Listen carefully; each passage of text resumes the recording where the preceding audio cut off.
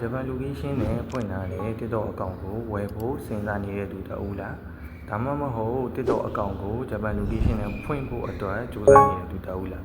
ဒါဆိုရင်တော့ဒီဗီဒီယိုကတင်အတွက်ပဲဖြစ်ပါတယ်ဒီဗီဒီယိုလေးထဲမှာဂျပန် location နဲ့ဖွင့်ထားတဲ့ TikTok အကောင့်ကိုပတ်စံအကုန်ကြမခံဘဲနဲ့မိမိဘာသာမိမိဖုန်းနဲ့ဖွင့်နိုင်တဲ့နည်းလမ်းလေးကိုအစားဆုံးလေးပြောပြပေးထားပါတယ်ပထမဆုံးအနေနဲ့ Jamjan ဆိုတဲ့ VPN နဲ့ဝင်လိုက်ပါ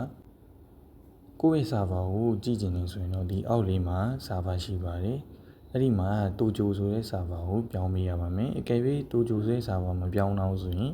အဲ့ဒါလေးကိုနှိပ်လိုက်ပါဒီမှာနိုင်ငံတွေအများကြီးရှိပါတယ်အဲ့ဒီတည်းမှာဂျပန်ကိုရွေးလိုက်ပါပြီးရင်အောက်က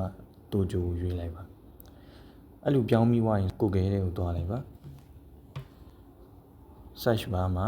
first.com လို့ရိုက်လိုက်ပါပြီးွားရင် show more info လေးကိုနှိပ်လိုက်ပါဒါဆိုရင်တော့ကိုယ့်ရဲ့ server ကိုဒီမှာကြည့်လို့ရပါတယ်ကျွန်တော်ရဲ့အခု server ကတော့ Tojo Japan ဖြစ်ပါတယ်အဲ့ဒါလုပ်ပြီးရင်တော့ Google ထဲမှာ sign up TikTok ဆိုပြီးတော့ရိုက်လိုက်ပါ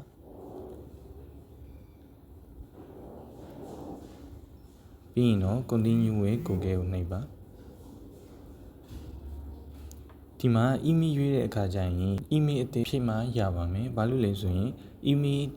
နဲ့ TikTok account နဲ့ချိန်ပြီးသားဆိုရင်အဲ့ဒီချိန်ပြီးသား email နဲ့ကျွန်တော်တို့ဖွင့်လို့မရနိုင်ပါဘူးဒါကြောင့် email အသစ်နဲ့ချိန်လိုက်ပါမယ် continue နှိပ်လိုက်ပါပြီးရင်ကိုယ့်ရဲ့မွေးလမွေးရက်နဲ့မွေးတဲ့နှစ်ကိုအမှန်ထည့်လိုက်ပါဒီလိုမျိုးအမှန်ထည့်ခြင်းအပြင်ကိုယ့်ရဲ့ account ကပြတ်သွားသည်ဖြစ်စေဒါမှမဟုတ်တယောက်ယူသွားသည်ဖြစ်စေအယူရင်လွယ်ပါတယ်တော့ကျွန်တော်တို့က robot မဟုတ်တဲ့အကြောင်းကို verification လုပ်ရတာဖြစ်ပါတယ်ပြီးရင်တော့ကျွန်တော်တို့ user name နဲ့ထားလိုက်ပါမယ်ကျွန်တော်တော့အခုဗီဒီယိုရိုက်နေရဖြစ်တဲ့အတွက်အလွယ်လေးပဲထားလိုက်ပါမယ်အောက်ကသူ suggest လုပ်ပေးထားတဲ့ဟာလေးပဲရွေးလိုက်ပါမယ်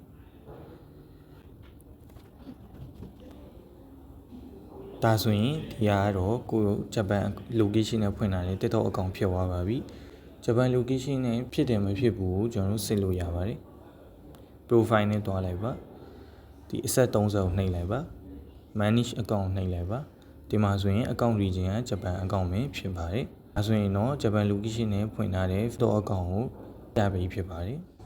အခုလိုမျိုးအသိပညာပေးဗီဒီယိုတွေကိုဆက်လက်တင်ပြနေဦးမှာမို့လို့ channel လေးကို like and subscribe လေးလုပ်ပေးကြဖို့ပြောချင်ပါတယ်ခင်ဗျအားလုံးလည်း see you in the next video